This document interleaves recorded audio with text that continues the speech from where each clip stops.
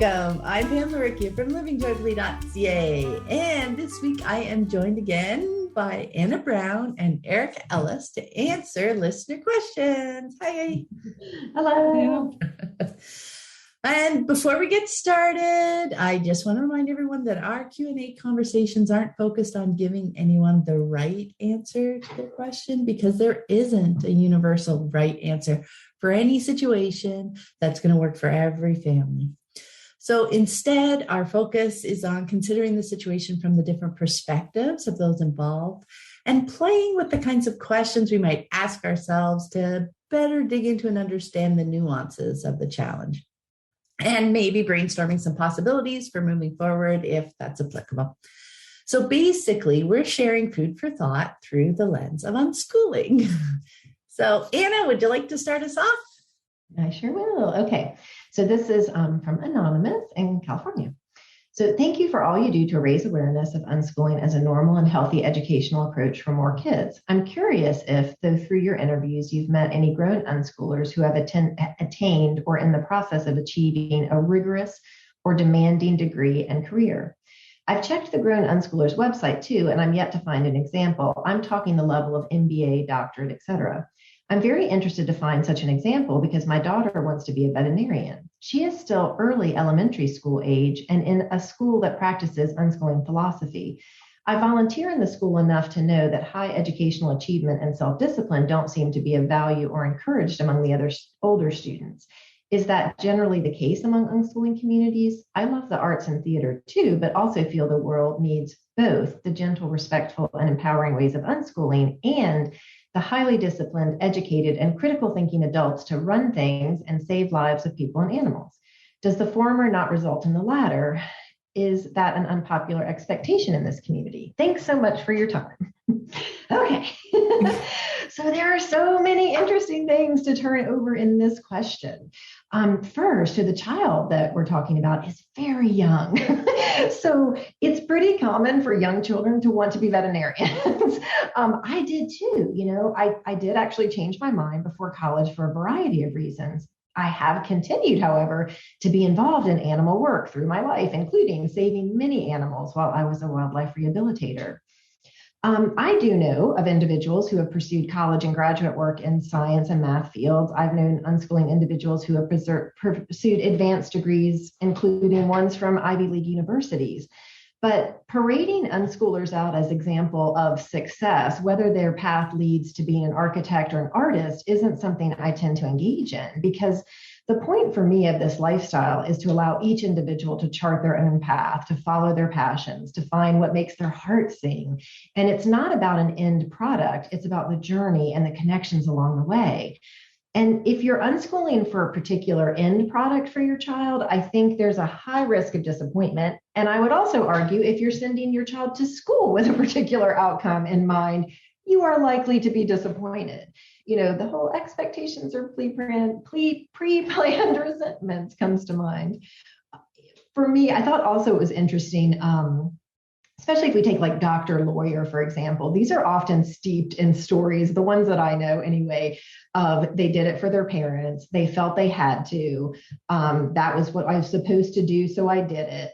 And it doesn't always, maybe even not often, spring from a general love of that field or topic. And so that does beg the question, like, would people pursue those careers without someone else pushing an agenda on them? And I mean, I think honestly, there would be some. And I would argue that those would be a lot happier than the ones that are pushed into it. Academic rigor and demanding careers don't necessarily equal happiness. So there's just a lot to turn over with all the kind of ideas that are steeped in this question. And I guess I would also ask the questioner if they are in one of those fields. And if not, to start now, because I think it's great for someone to pursue something that they value at any age, but it doesn't feel as great when somebody sits on the sideline and kind of hoists our dreams onto another and like, oh, I want you to do this thing. That can be such a heavy weight for a child to carry, those expectations and this belief in what's valued. And I think sometimes it just helps to examine, if one is in a demanding career, how's that working for them? And why would we think that path is good for another? And then we can share the joys of that if we feel it, and then that can come about more organically. So if I find myself thinking something's important for someone else to do, be it, food, career, exercise, whatever it is, I look at, am I doing that thing? Like what am I doing that, shows that this is important to me, or that I believe it's important? And if I'm not doing that, kind of what's behind it? Why do I think it's good for this person?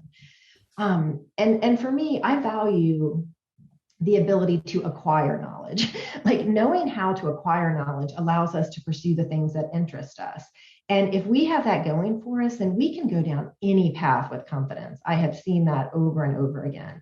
The unschoolers I know who have chosen college have excelled there because they wanted to be there. They were choosing from this rich world of choices. And I contrast that to the people that I was surrounded with in college who didn't want to be there at all. They ended up just drinking and partying their way either through or out because it was the first time they weren't being watched for 24 hours and they were trying to figure out what do I do at this time? And last thing, I'll give it to you guys, is this idea of critical thinking. So I find critical thinking doesn't really come into play when we're following a scripted path. I find most schools don't have time for critical thinking. Questioning is not encouraged. And I know that because I'm a questioner and it was squelched constantly. We're not talking about that now, Anna. I don't have time for that now, Anna. We're going to move on to the lesson, Anna, like so many times in my school life. And one of the things, so one of those things that was super important to me and my family was question everything. We always have time for questions, including and especially prevailing wisdom and authority figures. So if you're one who questions and thinks critically, I'm guessing many of these regimented career paths wouldn't be a good fit. So I think it is interesting that the questioner thinks that there's one type of person and path for people who run things or heal people or animals. When we start to think beyond the prevailing narrative of the one path to success, we see there are infinite paths to live amazing, rich lives. And so I think it'll be interesting to see how her daughter feels as she grows up and where her path leads. I do feel confident that if she's passionate about being a vet, she will find a way. The core subjects needed to pursue that career can be picked up easily in her late teens, and then she can move on to a higher education required for that particular thing. And I will just a quick plug about, Blake Bowles' book, College Without High School, I think might be a good resource to kind of get that mind around like, yeah, we can go and pursue these college careers and we can have this rich life of exploring and the colleges love it. And in the meantime, if it was me, I would just enjoy this time of play, exploration, and connection. And so, okay, so much. My head was bursting with that question. But what did you think, Erika? Yeah, I agree. It was such an interesting question because of all the layers. And so my kids are still pretty young. I don't have a lot of experience with grown unschoolers yet. But my initial reaction when reading the question was, of course, they could get their doctorate or an MBA or go through any professional training they're interested in because they're choosing their path. So I was curious, what would be the reason why it feels like they can't or that they maybe wouldn't? And I can think of several reasons. So when I was growing up, I was in a really competitive academic environment. Everyone I was in class with was following the path to career success, and the expectation was that we would change the world. There were so many hoops to jump through, so much judgment and grading and testing and so on. Our time was super scheduled and the path felt like it was just laid out in front of us. Now, a lot of people I knew then did continue to follow that path, and a lot of people got off of it at one point or another. And for me, the shift was in college. I was on a pre-med path and realized that so many of the courses I was required to take were not interesting to me. Mm-hmm. And more importantly, I realized that they were not actually required knowledge for the work of being a doctor. These courses were just rigor for rigor's sake, rigor for the sake of weeding out those who couldn't handle the tough coursework. And so I chose to step off the path because it didn't feel good to me to participate in that. And I just figured new opportunities would present themselves that felt more respectful of my whole humanity and my temperament. And so that was really the first time I questioned my path. So when I was reading this question, I was really transported back to that time. And when I think about it now, it does make sense that someone who has more time to think about their choices and has been able to question those typical pathways might be more skeptical of a program that feels like rigor for the sake of rigor. It might not feel worth all of that time and energy to jump through all those hoops. But then again, it's all about the individual. If the goal of being a doctor or being a vet is important enough to them, then it will feel like the right choice to go through the hoops in order to get there. For me, that end goal was more just an expectation or a choice that I could make that would be accepted and admired. It was about being observed. It wasn't my passion. And so for me, it wasn't worth going down that path. And I'm so glad I listened to my inner voice. The unschooling approach that I'm trying to use with my kids leaves space for them to hear their inner voice and to make their own choices. We can see infinite possibilities and move toward what feels true to ourselves and what feels good. It doesn't mean moving away from a challenging path, but it might mean not pushing along a path that feels dehumanizing, or it might mean finding a way to participate in the field that we love in a way that honors our whole personhood. And when a young person has grown up being respected and being able to make choices without judgment, then you know that that choice that they do make to go to college or to go to grad school or med school or whatever else they choose is really because they want to, and they'll have such a different experience of it than someone who's felt pushed through it, like Anna was saying. The challenging part for us as parents is to not let expectations and judgments become an obstacle to our children in listening to their inner voice. And I was thinking, you can ask yourself, how much educational achievement would you want for yourself if no one was watching? Because I see educational achievement as different from learning. It's about an audience. And is there a benefit to being highly disciplined and educated if it's along a path someone else has laid out for you and the result of following someone else's expectations? I think I'd also like to dive into the word self-discipline a bit too. I thought that was an interesting lens to be viewing the older students at the school through, because you're seeing the school as not fostering self-discipline or that it's something that they're lacking. And I'm wondering if that's the right word for what you're looking for, because we might call following the prescribed path, meeting expectations, looking outwardly impressive, and achieving a lot as having self-discipline. So does self-discipline mean doing things you don't want to do in order to meet your own goals? Or does it mean doing things you don't want to do in order to meet an external expectation? Does it mean knowing the steps you need to take to reach your own goals and taking the steps even when they are challenging? And who can determine what self-discipline would look like for someone else? I would argue that it would really be up to each individual, and we can't know from the outside just looking at them. And so I would just so much rather have children who are able to make choices and listen to their inner knowing than children who are pushing through for the sake of impressing someone else.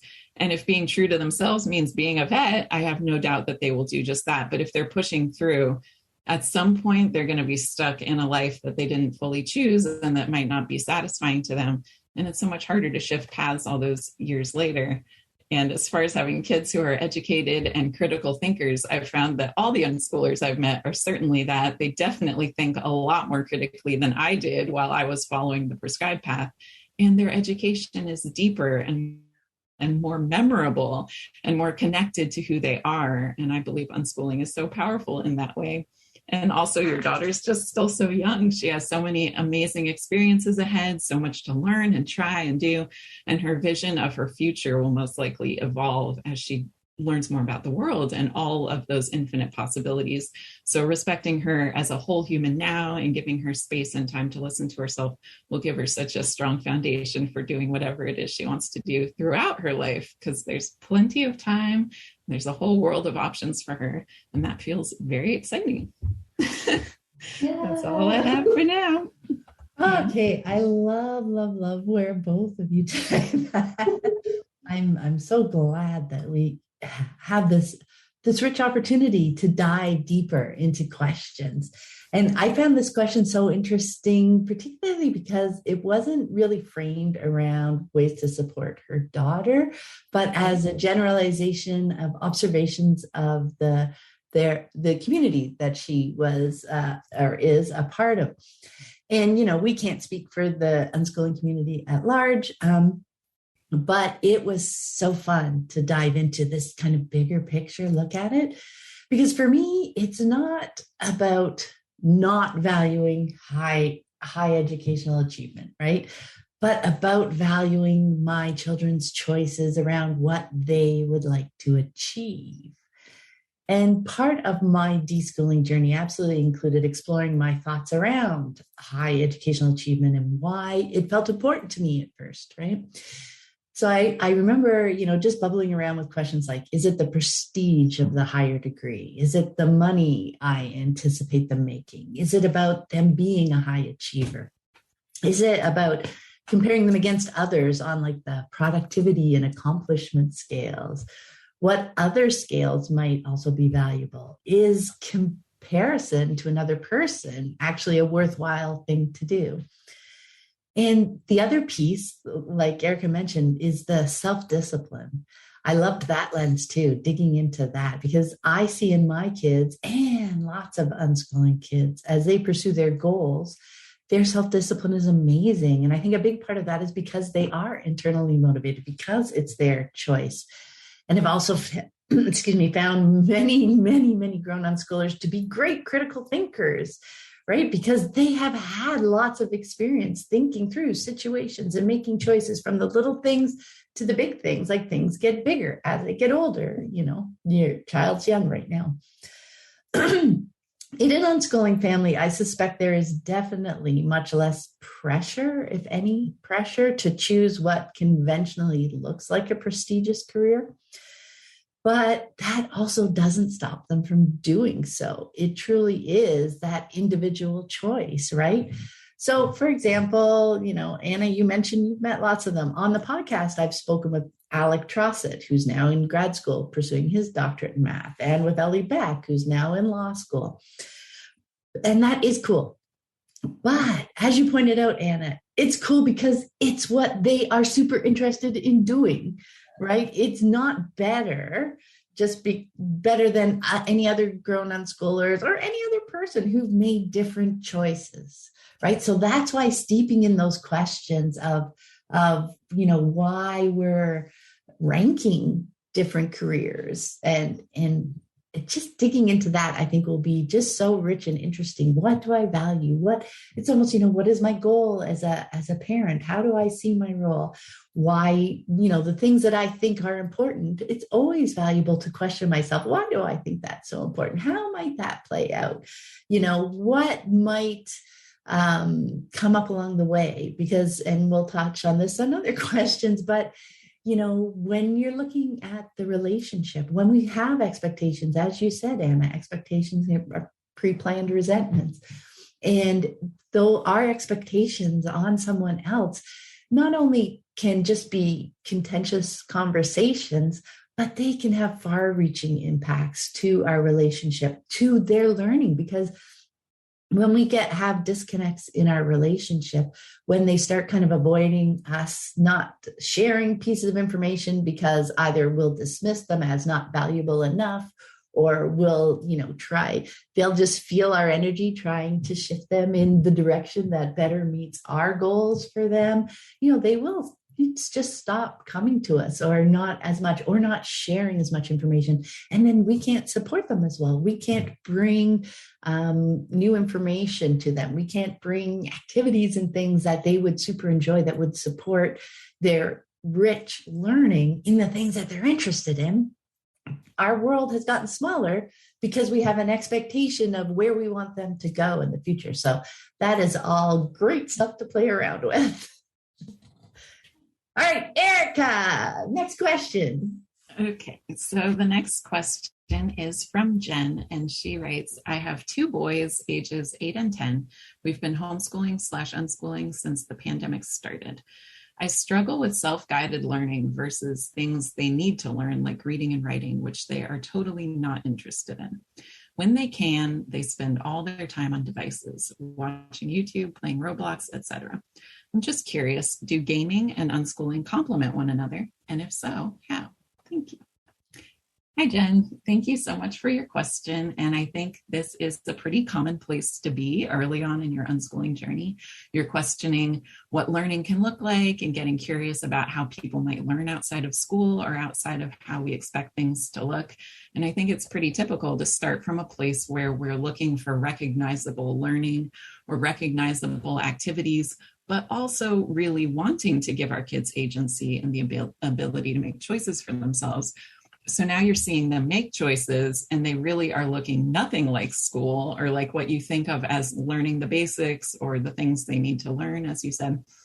But that whole idea is really fun to dig into and question and get curious about, because if there is something they need to learn, won't they learn it? So maybe being curious about this idea of needing to do it, needing for what? Reading and writing are useful skills in our society, so they may find themselves wanting to use those skills. In fact, I'm sure that they will. And so there will be an intrinsic desire to learn those things. And in a text-rich environment, the opportunities there, and with your support, they can acquire those skills. But then you said they're not interested in reading and writing. So you can get curious about that too. Is it that they aren't interested in reading and writing? Or maybe that they're not interested in practicing those skills in the way that you would like to see, or maybe that they're not interested in performing those skills for someone who might be judging their abilities. Maybe they are just feeling great about their capabilities and how they match what they want to be doing right now. They can read and write enough for their needs at this moment. There are just so many things to learn in life, and the natural path that each individual takes to learn what they want and need to learn will look totally different from someone else's. And outside of school, it will probably look very different than it would in school. So that can be disorienting. But it has been one of the most amazing experiences of my life to see how my kids approached learning to read, how it looked different for each of them, and how it was so different from my experience when I was young. The funny or interesting thing about your question for me was that gaming absolutely is the how and the why of my kids learning to read and type, wanting to read the text on the screen, interacting in the chat in Roblox, watching YouTube videos. There's a lot of these videos where there's no speaking at all. All the story is just written out in words. And these were the things that really motivated my kids to figure out how to read. I was a really young reader. I was interested in knowing what the letters meant when I was a toddler, and I was persistent in getting my mom and my grandmother to point and show me the words until I could read them myself. My oldest Oliver started getting really interested in what the letters were when he was 4 or 5. He was recognizing them everywhere. So that was kind of the beginning of him figuring it out. Maya was older. Because she was older, I think she had such great insight into what it actually felt like for her to learn how to read. She told me that she didn't used to even see letters, but all of a sudden it felt like they were so noticeable to her. And she was like, I just keep trying to read everything. So, I mean, it's clear to me that something is happening in our brains that makes reading become easier or more interesting at a certain point. And I don't think we control when that is for someone else. It feels great to give my kids space and time to be able to get there on their own timeline. So that was a bit of a reading tangent. But my point is that if there are skills they need, then they will acquire them. And there isn't just one timeline or one approach that makes sense for every person's brain. Following their interests and giving them abundance as far as the games and toys and books and all the things that light them up and help them follow their interests gives them the environment where the learning can happen. And I think we have a lot of past podcast episodes and maybe articles we can link as well about learning those skills, as well as all the amazing benefits of gaming. For kids who are passionate about gaming, it's incredible to see all that they get from that interest, whether it's learning many of those things that you might expect them to learn in school, or navigating social situations, understanding references and allusions to pop culture and literature, fine motor skills, persistence, taking on challenges, having fun, and also just a relaxing place to process. The list can go on and on. But it's not about, oh, all kids should be gaming because it's so great. It's about what are the things that my kids get so excited doing, and whatever those things are going to be great places for you to connect with them, to validate them, and for them to learn. Spending their days feeling excited and joyful will lead to such great places. And whatever interests they have really do lead them everywhere, because in real life, everything is connected. Last month, I mentioned Roy Adato's book, Connect with Courage, and I'll mention it again because it may just help with some inspiration to really dive into and embrace their interests, whatever those may be. And also, if you haven't read Pam's book, Free to Learn, that book has a lot of those ideas about redefining what learning looks like and questioning the mainstream paradigms. And I'm excited for where your journey will take you. Pam? That was beautiful, Erika. And absolutely, you so beautifully described how gaming is a wonderful interest through which they can explore and learn about the world, about themselves, and reading and writing, all those skills that just bubble up because they're just part of our ethos, part of our lives, right? And when I think back to the beginning of the journey, one of the deschooling paradigm shifts that I love, and yes, talk about in my book, is from the shift away from seeing learning to read and learning to write as something separate from living. Like the goal is to learn this skill, and shifting away from that to seeing how those skills can be learned through just pursuing the things we're interested in, they're interested in, right? That's a difference. A skill has a function. You use the skill for some things. So be doing the things and you'll find uses for the skills. And I love that you mentioned, we'll definitely put links to those podcast episodes about learning to read. And I even did a compilation episode because people mentioned stories in various interviews. So I put some of those together as well, just seeing how reading naturally unfolds when you're engaged in things. And that's the other really important thing, is that especially with reading, that's a complicated skill that can take time to develop, right? So I love that. Then the other piece, comparing it to the way you learn to read in school, right? Especially when the skill is, they expect it to be very step by step, learn this is the sounds the letter make. Here, when you combine them, here's the exceptions, this little ladder. And we imagine the journey to be, I choose to do it, and now I'm going to take this journey step by step by step. And we feel like, we should be able to see their progression, their standard regular progression along the various steps, and then they will get to reading. But really, when you look at it naturally and let it unfold, there are times when, I don't even want to say stuck, but like you were saying, Erika, your daughter didn't even notice letters, and there was no need. That's the beautiful thing, that not knowing to read when you're not in a classroom where reading is important, it's not a big deal, right? Either you don't even see them and you're just doing your things, or somebody else will read for you, or there's text to speech, or, all sorts of tools. It doesn't have to stop the learning, right? So it is just so fun to steep in the idea of reading and the value of it. And then sometimes, all of a sudden, I have, maybe we'll link to that article I have on my daughter's journey to reading, because all of a sudden they'll be like, hey, I can read. It's like, oh, okay. It's that moment for them when okay. It's really fascinating to see it individually, and it unfolds so different for each person. And we don't need to put a timeline on it. We don't need to see regular progression. Yet, as you said, Erika, we live in a world that is text rich, right? It's information rich. So we can get information in whatever ways works for us.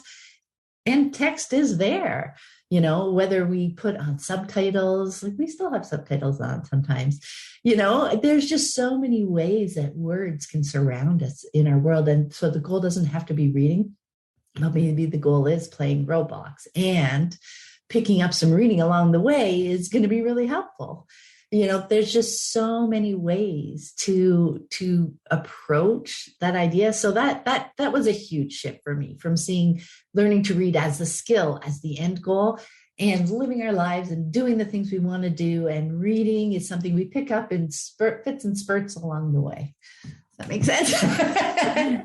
I mean, you guys covered so much, so I don't have a whole lot here, except that, right, these quote kind of foundational skills that we talk about, they're foundational for a reason, because they are so useful as we pursue things. And when they have that use, all those pieces come together in a way that makes sense. And that timeline is different for everyone. Because, in the podcast, if you'll listen to those other podcasts, you'll see like the richness of the non-reading brain. We talk about those other pieces, but it's like these foundational skills, they mean so much more. And I think we retain them so much easier if they are related to the things that we're interested in, or they're helping us along this journey that we have to get to this place we want to go. So reading's not the goal. It's whatever this interest is might be the goal of the moment or the season. And reading may be a tool that helps us get there. And then that feels so much better. And so I had, kind of Erika's questions are, is it that they don't like reading and writing, or is it they don't like maybe sitting at a here or performing or, doing this? Because my guess is they could be like Maya and at this stage just not even see the letters, or it could be that, yeah, I see enough that works for me. I don't need to perform it for you. But I think really the summation is there's learning everywhere. And when we stay open and curious about what our kids are doing, we see the learning and we see the connections and we see that intricate web of knowledge that they're building. And as we've talked about before, that web is so much stronger and more resilient than this linear thread that you're, tight roping along. I don't even know if it's steps, Pam. It's like we're tight roping along this very linear thread that's offered in these institutional settings. And so I think when we can bring that mindset to observing, your kids, I think that the question or two will see like, oh, okay, I see it. I see what's happening. And it gets pretty exciting, really. Oh, I love that. Yes, the little thread. I love just the different images of the thread and the tightrope and walking that skill level versus a web, and the resiliency of that and the richness. I mean, I keep coming back to that word, but it fits so well how rich that is. And that, if you're having a hard time on that tightrope, you got nowhere else to go. But when you have a web, it's like, that textbook that I'm interested in has a whole bunch of words that I don't quite understand. I'm going to find something else. I'm going to find a video. I'm going to find another kind of book. Just anything. There are just so many other possibilities when we're not in that one environment where learning happens, right? Learning is so much bigger than that. Okay, our last question, and it's a little bit longer, but I am going to read it in full because it's a very rich question with all sorts of different aspects. So I think it will be really valuable. So thank you so much for all you do for the unschooling community. I've been listening to your podcast for about 6 months now, as we have transitioned away from school, and your resources have been helpful. I have a question related to unschooling and the realities of health and biology. So when it comes to both food and movement, it seems like the unschooling approach is, of course, let children be self-directed. And yet I'm wondering about the many questions you get about children who really prefer and choose to stay sedentary all day. I want to clarify, I have a slightly different question than the one you often get about how to get kids off their devices. My question is more about how unschooling philosophy thinks about physical health. I don't know if you're familiar with the work of Katie Bowman. She's written lots of books. 2 I would name are Move Your DNA and Growing Wild. She's a biomechanist who connects the sedentary ways of our culture, the way they've shifted to all kinds of negative long-term health consequences among humans. She's part of the movement, as I've heard some people refer to it. Her work really tracks how little humans move in our modern society and how serious this issue is for our bodies over our lifespan. She talks about this need for less sedentarism in terms of, I should have said that out loud before, in terms of movement nutrients. And I found her work very compelling. I'm wondering what unschoolers make of this kind of research. Sometimes I feel like the responses of guests and the Q&A episodes is that parents concerned about their kids moving enough are kind of stuck in our schoolish ways. And while I'm sure that's true a lot, and even for myself, I do truly have founded concerns about making sure my children are developing healthy bodies that will sustain them over their lives, especially in light of growing global instability. And it's just very clearly that sitting all day or most of the day isn't biologically compatible with the goal of long-term health, and a lot of our negative health consequences are connected to lack of movement in our childhoods. I'd connect this also to some of the panel or Q&A episodes you've had on food. I feel very aligned with Unschooling and with your podcast community in general, but sometimes it feels like there's a bit of dismissiveness of the growing health crisis adults and children in our society are facing due to lack of movement and nutrition. I think someone on a recent episode said something along the lines of changes in technology mean we will obviously live differently, sit, watch, game more, and that this is something to celebrate. And answers like this just feel so disconnected from what the science is saying about our bodies. What am I missing? I truly appreciate any ideas or feedback on this. And thank you so much for the great question. I love all the detail and the nuances. I appreciate your concerns and how thoughtfully you wrote them down. And I also appreciate that you're curious to explore them more deeply, because this is what I love doing. I love to just kind of tease things apart. But there were two things that bubbled up for me as I thought about your question, because I carried it around for a few days. So first is the challenge of controlling another person's choices. And we talked about this in the first question. And back to the idea of self-directed. Because for me, when I use the lens of self-directed, talking about unschooled learning, I mean, it fits, but for me, it evokes a more hands-off image, leaving the child to figure things out on their own. And I prefer to think of unschooling in terms of supporting my child's choices. So cultivating an open and inviting space for them to make choices, to observe how things unfold, to process those experiences into a bigger picture understanding of themselves and the world, that web that we were talking about, and then bringing that new knowledge with them into their future choices. Because to me, that feels richer and more engaging than thinking of my child's learning as self-directed, right? You go, you figure this out, you make this choice, you make the next choice.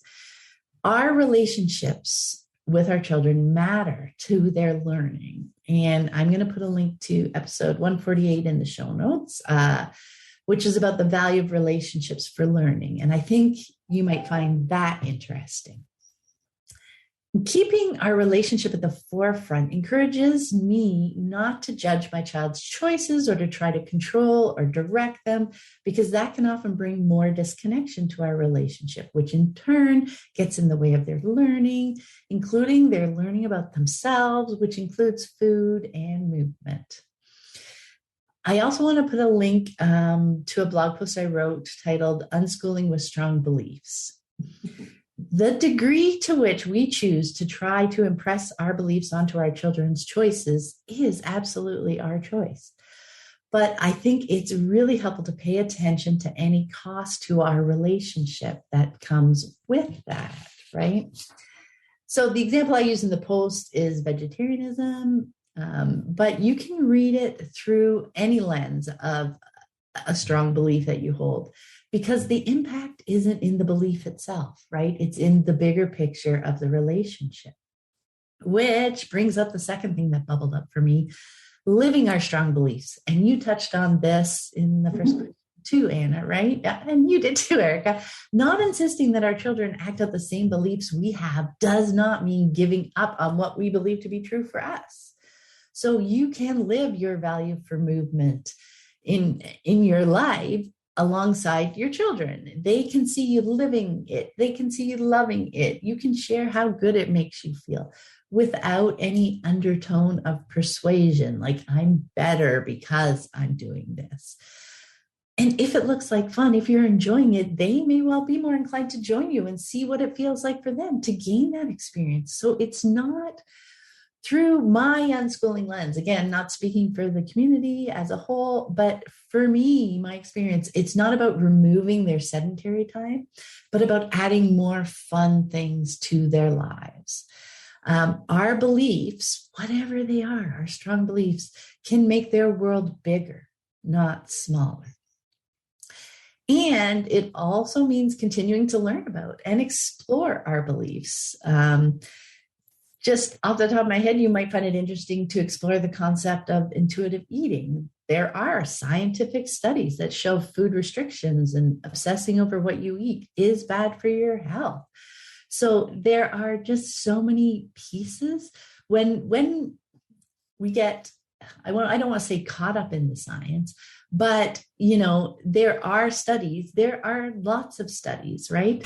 There are studies on the whole spectrum of things, right? So I'm just pointing out one that, an area that may bring up new ideas for you, intuitive eating, just because that's one I have more deeply explored than others. But the value for me, when it comes to unschooling, has always been, now, how does that make sense in our lives?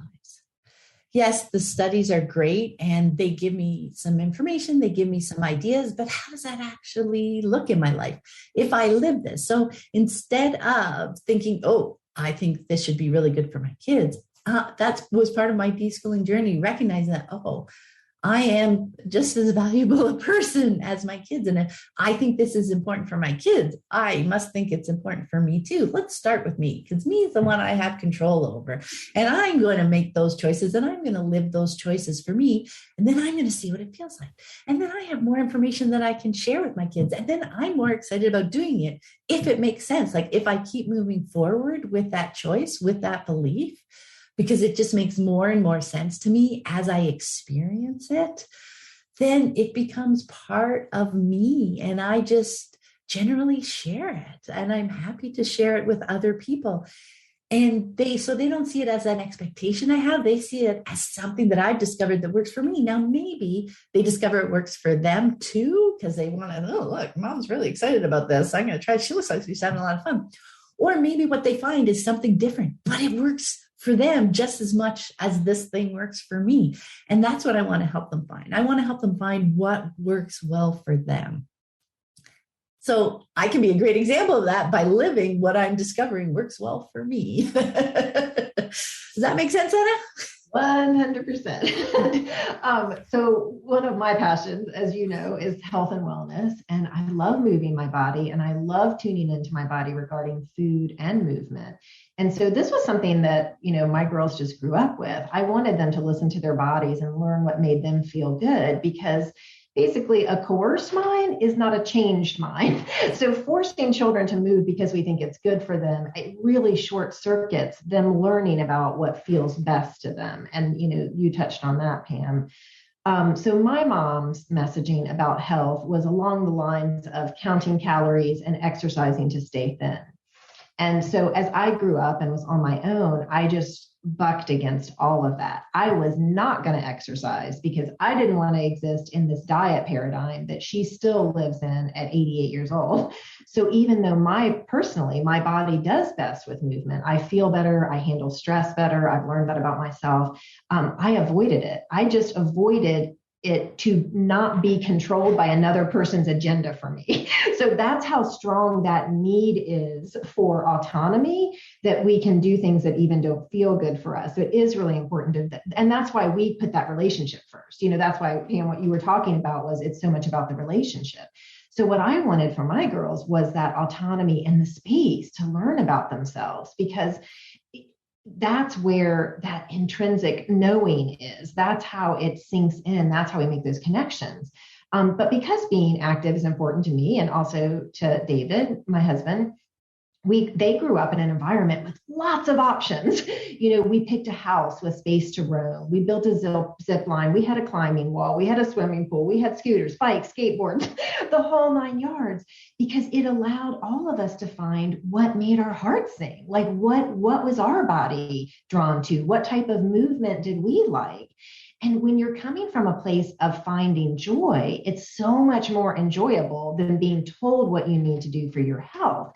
And that type of messaging just tends to really fall flat. And I think it's especially challenging when we have parents that are sitting in the house and going, okay, you need to get off your computer now and go outside and play. That's what's good for you, while you're sitting on the couch saying that.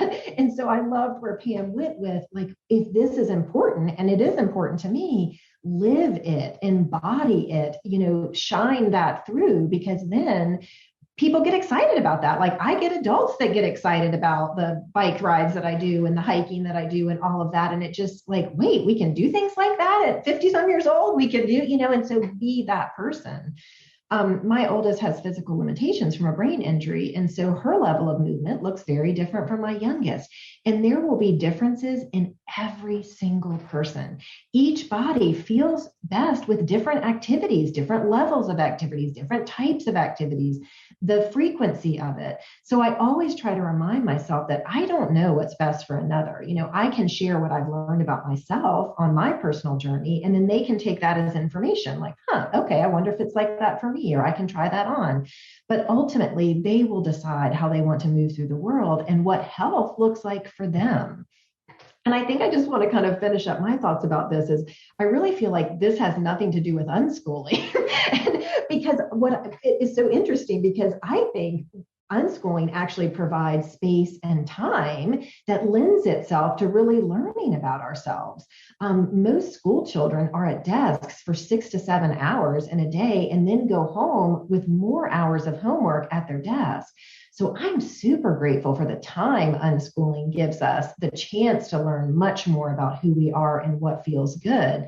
But I don't think it's an unschooling philosophy thing. I think it's just that unschooling allows us this time to learn about ourselves and to cultivate these relationships and to understand my body. I mean, I feel like my time at school, I was so disconnected from my body. I could only eat at a certain time. And if I didn't like what they had there, I wasn't eating. There wasn't time for movement. Gym class was a joke and a horror show most of the time. So it's like, I don't think it has, I think if anything, unschooling just provides this lovely environment for which we can explore and really understand our bodies and our health and really tune into when we want to eat, when we need to go to the bathroom, when we want to sleep, how that feels on our body. So in that way, I think it's a great fit. But I think the question per se isn't that there's an unschooling philosophy about movement. Anyway, so that was like a little aside that threw me off track a minute when I was reading the question. Erika, what did you think? Yeah, I mean, that's kind of where I started too. Because when I first read the question, what popped up was my own experience with learning about my body and movement and all those things. And what I remember is being seen as good and being praised for holding my body still. And it's wonderful for teachers in school if a child can be still. The kids who were moving around a lot were always being told to sit down. And so I sat and I got so good at sitting. I was the master of sitting. Meanwhile, we'd have PE where we were supposed to do these certain activities that didn't feel good for my body. And then I was told that I wasn't good at those things. I wasn't chosen to be on the team because my body wasn't good at that. Oh my gosh, like I just wish I could go back to that little girl and tell her that moving however it feels good is good. And I wish I could, let my little self know that there isn't a type of person who has the monopoly on moving your body. And it's okay to be in the body that I'm in. And it's unfortunate as the result of all those messages that I got, it was a long journey and continues to be a journey to learn about how my body works, to find movement that feels good, and to see myself as a physical person, not just a brain. And I see my kids not in that environment, never discouraged from moving, never judged for how they move. And they just have such an intuitive sense of their bodies and their abilities and what feels good. And obviously they're still figuring things out too, and their bodies are growing and changing. But I think starting from the place of choices and having the freedom to move is such a huge benefit of our lifestyle. And beyond the time and space to actually listen to their bodies, I share information with them. Like when I learned, so our circulatory system has a pump, which is the heart, but our lymphatic system does not. And so moving our muscles is how we get lymph to flow through our bodies. And I just think that's so cool. And so I can share how cool that is with them, that I learned that movement can help us fight off germs because it's helping our lymph flow through our bodies. That's just a cool idea. Or I could tell them how using our large muscles can release brain chemicals that make us feel happier. And so it's great to give specific information, kind of like we were mentioning in the last Q&A, when it's really specific to help them understand maybe more about how their bodies might work and the reasons why they might hear a more general message like exercise is good for you. Like, right. But why? Like, what does that even mean? So I'm also specific when I share about the reasons I'm choosing to do things for myself. But these are not lectures. It's just, conversations. It's not long. It's like check out this cool thing I just read. And then also making it obvious when I'm using that information to help myself. So maybe I'll say, I've just been feeling so anxious today. I'm going to try to take a walk and see if getting my muscles moving will help, with how I'm feeling. Or I've been on the computer all day. I really feel like I just need to stretch my body out and get out of this position, like whatever it is. And I see them so naturally incorporate movement into their day that I hardly realize it's happening. They'll switch from a chair to a ball. They'll lay on the bed or hop on the exercise bike while they're watching YouTube. They climb in all kinds of surprising ways on the couch.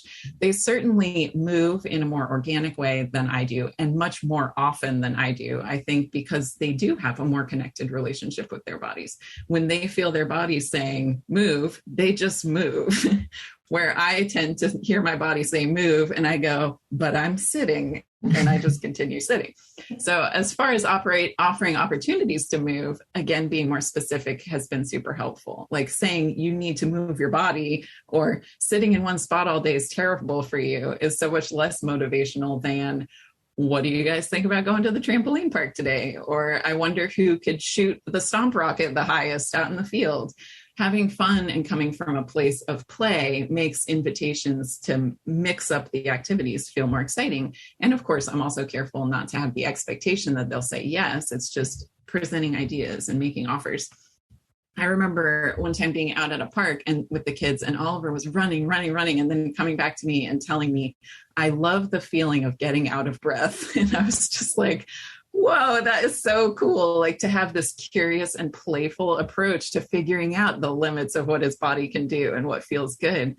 And I just haven't found it necessary to pit my kids' more sedentary activities against the movement activities, because we can all do both of them. And if I may do kind of a sum up, I was noticing that at the heart of all the three questions really is this like concern about the unschooling rules or what unschoolers think and do about a particular thing. And I think if you're asking the question through that lens, you're maybe still looking for dogma or for a right and wrong or for a one answer.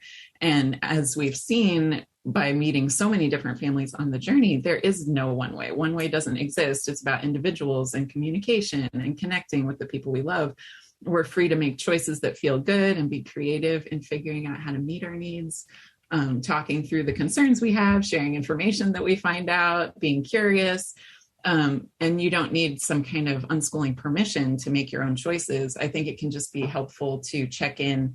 How are your choices working for you? How are your relationships feeling? Are you pushing through someone else's consent? Are the choices you're making being influenced by a desire to meet an outside expectation that you could release? So just ideas to ponder and get curious about as we're making our own paths and creating our own journey. And I think it's so much fun. Oh, I love that. I love that. When you're talking about how all the questions flow together at that self-directed piece too, I think that is such a fun thing to tease apart, because in all the questions, but you were just talking about there too, Erika, sharing these little pieces, sharing the more specific bits, sharing what's happening for us. That is something that if I put on that self-directed lens, I have more of a tendency to step back and not share these little pieces in passing, right? I think sometimes people can worry, but I don't want to influence them. That can be one of the kind of dogmatic ideas that you're first presented with. Yet there is such a difference when you just share something because you found it curious. Oh, this is so interesting. When there isn't that underlying tone or energy of expectation that they take this to mean that they should be doing something particular as a result of knowing this, right? Or that I want them to do something with this piece of information. When we get to that just open, curious, excited to share space where we can share tidbits. And then in there, they share more tidbits with us too. And then it's just a fun energy. Not that there aren't hard times and challenging times, but sharing also in those times gives us so much more information that helps us more gracefully move through those moments too. So it's not about, happy all the time kind of deal. Yet it is just so valuable to share these little tidbits. So anyway, that's a long answer to the self-directed aspect. And I just think that is so valuable as part of the journey and peeling back all these layers. Yeah, that these questions were more kind of like unschooling philosophy related versus how do I help my child with this particular thing? I thought that was fascinating. Yeah. And when we stay up there with the like, what's the right answer? I want to do the right answer. Or even, I don't like your right answer. I don't want, this, it's like, we're so much up here, we're not looking at what's happening with my children. Are my children feeling comfortable in their bodies? Am I noticing the things about them? Like that, those questions are so valuable as we connect with each other and learn about each other. And it's so that outward focus of whether it's, this authority figure or that authority figure, again, I think it kind of comes back to the critical thinking piece, from the first, like, that's what I love about this. So we can have these conversations like, how does this land for you? Oh, this person thinks, not moving is at the root of all the evils. What do you think about that? And then as they get older, we can have these kind of really interesting conversations about those pieces. But it's that openness and that critical thinking and the relationships and the connections, like all of that mixes together to create this, I don't know, just wonderful environment. And one thing I love is because like, I love systems. I love big picture thinking. And so I love going up and looking through that lens, but you need to remember to come back. Get back down. Flow both ways. And I would get myself, just heads up, if anyone finds this experience, if I get caught there too long, I'm more disconnected from my kids. I start worrying more, or I don't know so much what my kids are up to. So now I'm starting to, maybe they're not learning. Maybe this whole choice was a bad idea, because I'm stuck in too big picture for too long. And I'm even in the Unschooling Journey book, it's like, find your guides. My guides on the journey were my kids, because that is where I learn more. That's where I learn, does this work for us? Does this work for them? How, what do they think about whatever the issue is that I'm challenged with? So remembering to come back down into the moment and with my kids was just crucial, a key part of the journey.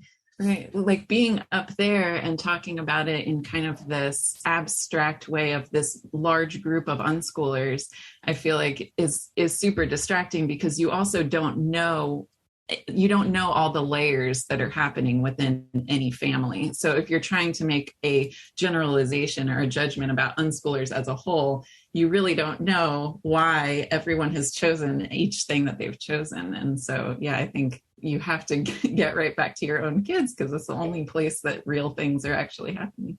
Yeah, exactly. And that is part of the deschooling journey, the journey away from, because, when you come to unschooling, you want to do it right. Right? You come with that mindset. My kids, this is an important thing to me. I want to be a good parent, like all those pieces. And you do start by like, how do I do this well? What are kind of the rules? Okay, let's not call them rules. We call them principles, but I'll go look at them, and it should look like that in my family. And so the journey is not easy. And you'll hear that on the podcast all the time. Oh, I discovered that this whole going to unschooling thing was really my work to do. It wasn't really about the kids. It was so much my work to do. So it's peeling back all these layers and these wonderful revelations and aha moments. And that's how we end up talking so much more about the relationship and using relationships as kind of our canary in the coal mine, just to help us move forward and using our kids as guides and moving away from, at first we're looking for all the learning. Even looking at, I forgot, Erika, when we were talking about movement too, it's like, when you were talking about your kids, what jumped to mind is like, movement doesn't have to look like exercise. It doesn't have to look like gym class. It doesn't have to be, we go outside and we throw movement is movement. We may, as we open our eyes to see more learning, we can open our eyes to see more movement. We can open our eyes to see more of whatever. And when there's something that we're feeling uncomfortable about, I can open my eyes and see it in the bigger picture instead of saying, I'm defining it this particular way. What if I open it up and just let me just pay attention and see what they're doing, whether it's food, movement, learning, gaming, all those different pieces, whatever it is. Let's open up and see reality, not our predetermined definition of what anything should or shouldn't look like, right? Yeah, self-discipline too. I think you could do the same thing. Beautiful. Yeah, love it. Right. Thank you so much, Anna and Erika, for joining me for these questions. It's so much fun to dive into them. Yeah, loved it. Thank you. Have a wonderful day, everyone. Bye. Oh.